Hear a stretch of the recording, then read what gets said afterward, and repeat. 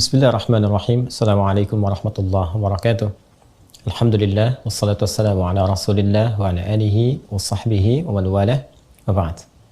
Saudara-saudariku dimanapun Anda berada, dulu sejak zaman jahiliyah, masyarakat Arab tempo dulu berusaha untuk membentuk kelompok-kelompok kecil yang menyebar ke seantero tempat di wilayah padang pasir untuk mencari sumber air dan menyiapkan tempat-tempat tertentu, penampungan-penampungan air sebagai persiapan menuju bulan ke-9 yang begitu terik, begitu panas membakar sehingga berpotensi menjadikan sumur-sumur air menjadi kering dan aktivitas juga menjadi terbatas.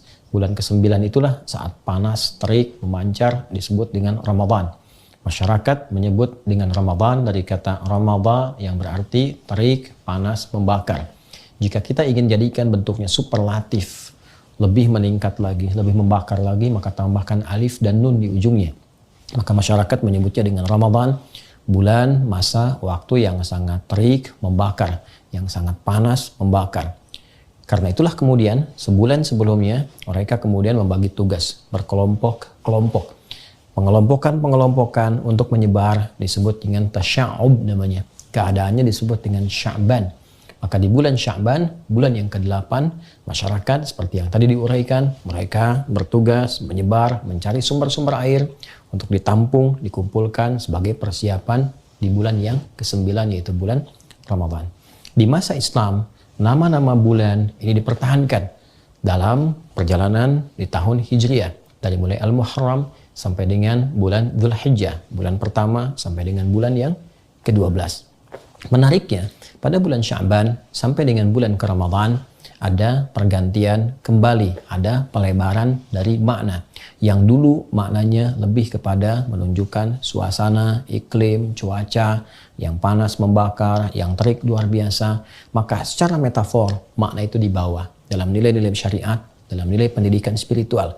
Orang-orang yang saat Ramadan mau meningkatkan amalnya, membangun ketaatan, meninggalkan maksiat, bertobat dia kepada Allah, maka Ramadan akan memberikan panas, terik, membakar dosa-dosanya, menggugurkan kesalahan-kesalahannya, mendekatkan diri kepada Allah Subhanahu wa Ta'ala dengan taqarrub yang sangat indah sehingga berpeluang diterima amal, diberikan kemuliaan, dan mungkin juga bisa berpotensi wafat dalam keadaan husnul khatimah dan kembali menjadi hamba yang saleh.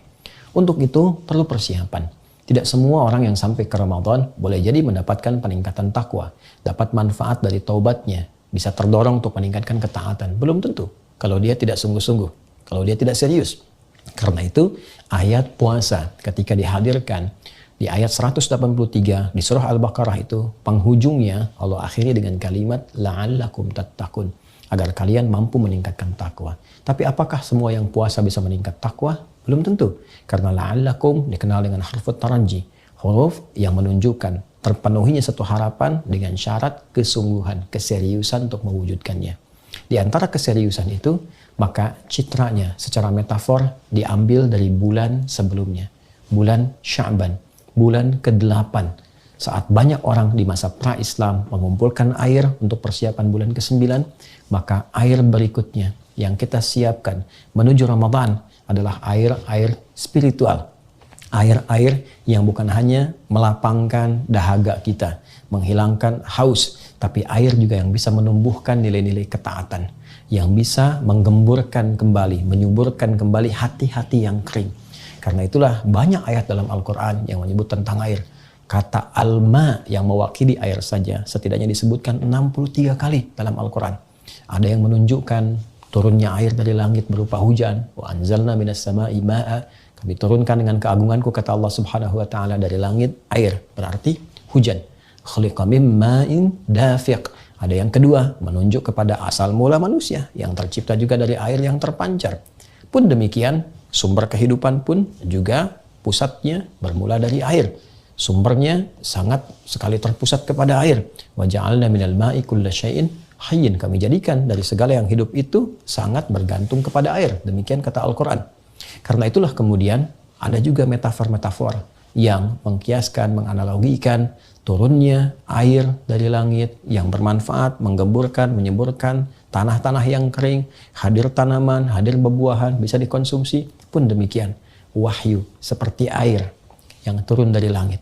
Disampaikan pada Rasulullah, diberikan risalahnya kepada kita untuk menyuburkan kembali hati-hati yang kering. Sehingga muncul kemudian bunga-bunga amal saleh, buah-buah kebaikan yang menggerakkan pohon-pohon ranting-ranting tubuh kita. Dari tangan berbuat baik, lisan berkata yang baik, sampai ke ujung kaki. Dan persiapan semua itu mesti diperbaiki, dicari sebelum ke Ramadan sejak bulan Sya'ban.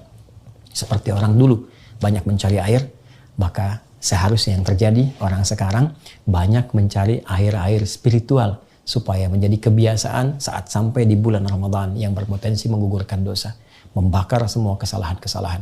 Kalau tidak dimulai dari Sya'ban, tidak mudah untuk menjalani Ramadan. Karena itu, mari manfaatkan bulan Sya'ban ini, dan telah masuk kita di awalnya, untuk mengumpulkan banyak air spiritual, berlatih ibadah, meningkatkan ketaatan, sehingga nanti mampu terbiasa saat masuk bulan Ramadan. Cara yang terbaik, seperti pernah diajarkan Nabi, tersambung riwayatnya kepada Sayyidah Aisyah radhiyallahu taala anha, kepada Ummu Salamah radhiyallahu taala anha, dan sahabat-sahabat Nabi yang lain. Mereka mengatakan seperti dikutip oleh Imam Ahmad, Imam Abu Daud, Imam An-Nasai dalam kitab-kitab mereka, bahwa sejak Sya'ban Nabi seringkali terlihat, disaksikan banyak menunaikan ibadah siam. Jadi Rasulullah pun mengajarkan kepada kita untuk beradaptasi puasa lebih dulu. Tingkatkan amal soleh, cari air spiritual sejak bulan Sya'ban. Sehingga ketika terkumpul semua bekal-bekal spiritual itu, siap kita manfaatkan di bulan Ramadan. Siap digunakan untuk bulan Ramadan. Nabi SAW bahkan pernah disebutkan menunaikan puasa di Sya'ban seutuhnya, sepenuhnya, full. Ada juga yang menafsirkan, kadang Nabi buka, kadang puasa. Ini menunjukkan kesan memperbanyak latihan, memperbanyak mendekat, dan semoga dengan itu mengantarkan kesiapan pada bulan Ramadan untuk membangun ketaatan, mendekat kepada Allah, dan membakar semua dosa-dosa dan kesalahan yang pernah diperbuat. Alhamdulillah, setelah sampai di bulan Sya'ban, semoga Allah berkahi, semoga Allah bimbing untuk meningkatkan ketaatan, dan semoga siap menghadapi Ramadan. Adi Hidayat, Assalamualaikum warahmatullahi wabarakatuh.